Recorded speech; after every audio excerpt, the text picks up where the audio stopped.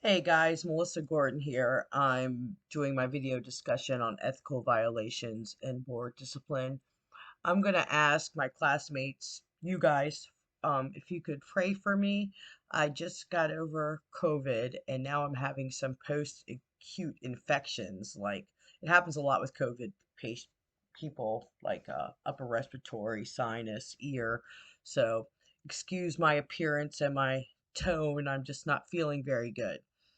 All right, so I appreciate the prayers. I would love them to come this way in Virginia, where we're going to talk about the case decisions for counselors with disciplinary action.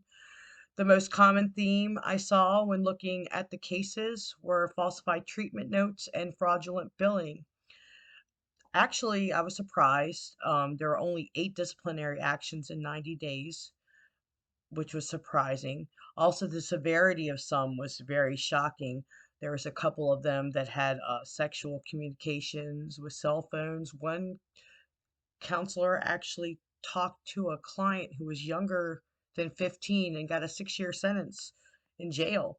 There was also a counselor who's schizophrenic and did not report it, and her license was terminated. That's kind of scary, um, going to marriage counseling and having a schizophrenic counselor. Um, Another a theme that I saw a lot was that insurance seems to do checks on making sure service was provided. Most of the discipline I saw was for those reasons. Also, another theme that I noticed is that most of the ones that were reported were all the ones that were reported were from like state funding client counselor relationships, and they were all minors. So it was like kids in foster cares and group homes, and counselors saying they gave services to these type of clients and it was not provided. And that was, I didn't see anything with private practice. I didn't see anything with clients that were over the age of 18. They were all minors in state funded programs. Um, Also, there was almost as many sexual based issues with discipline as there was with fraudulent billing.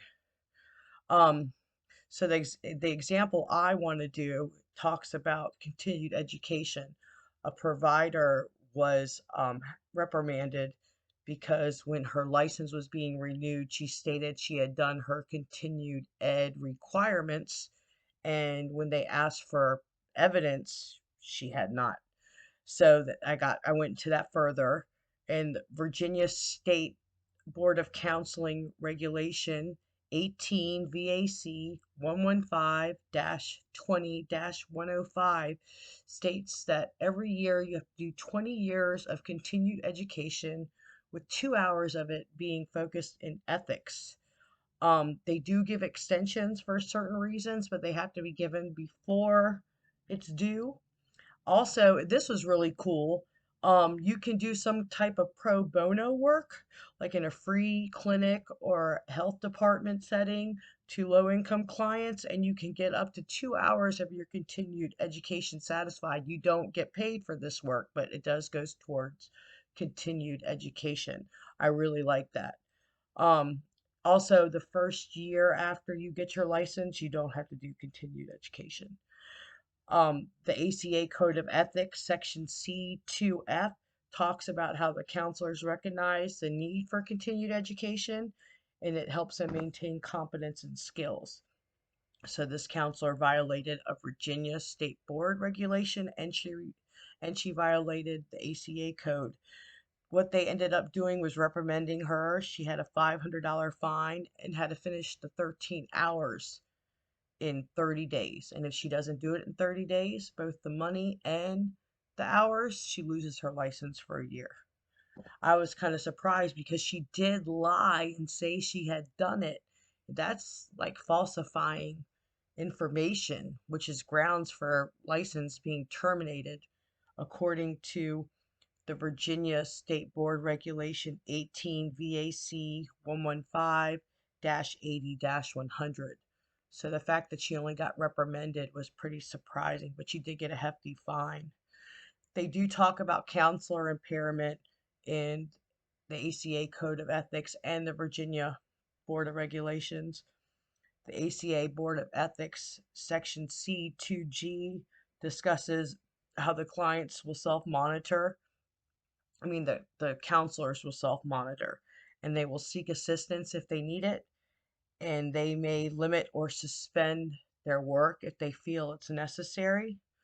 Also, the Virginia State Board of Counseling, their regulations, Section 18 VAC 115-30-140 talks about it pretty much in the standards of practice, that you're going to be working in the best interest of the public and do not endanger the public health, safety, or welfare.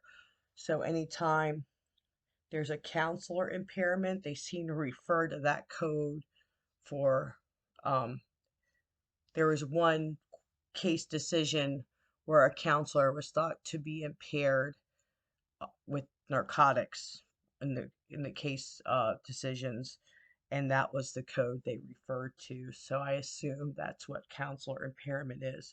So I ended up having a thought about counselor impairments when the textbook Remley and Hurley, they talk about addiction counselors, and that's a field I want to go into. They often get impairment or burnout due to heavy caseloads of mandated clients, staff turnover, funding cuts, low salaries, and limited career opportunities. And I was curious is if you are impaired, do the agencies you work for give you paid time off um, for that? Is there like a rotation of your schedule where you would have some time off, especially after big caseloads? So I was just curious. That was my question about that. I appreciate the prayers, and that's my discussion. Thank you so much.